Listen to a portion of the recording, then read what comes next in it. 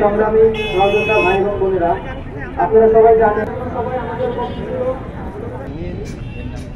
বৃহস্পতিবারের দিন সকালে ওনার ডিউটি থাকে হচ্ছে 2টোয়। উনি ওই দিনে ডিউটি দিতে আসছে হচ্ছে 11টায় এসে ওইখান থেকে দুপুরে চলে গেছে বাসায় গিয়ে। ওইখান থেকে 3টায় চলে গেছে প্রোগ্রামে।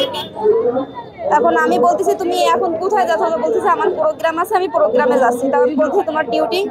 তখন আমাকে বলতেছে যে আমি প্রোগ্রাম শেষ করে আমি ওইখান থেকে ডিউটিতে চলে যাব।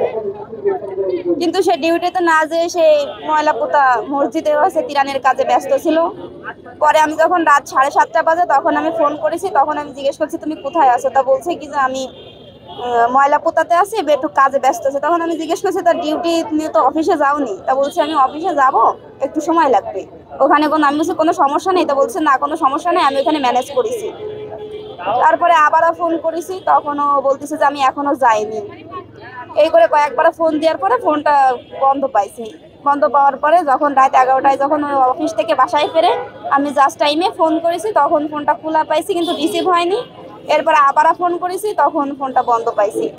থানা থেকে শুধু তথ্যই নিচ্ছে এদিক সেদিক, এভাবে সেভাবে, ফ্যামিলিগত বা অন্য কোনো বাইরে বহিরাগত কোনো সমস্যা হয়েছে কিনা, এরকম কোনো সমস্যা হয় নাই।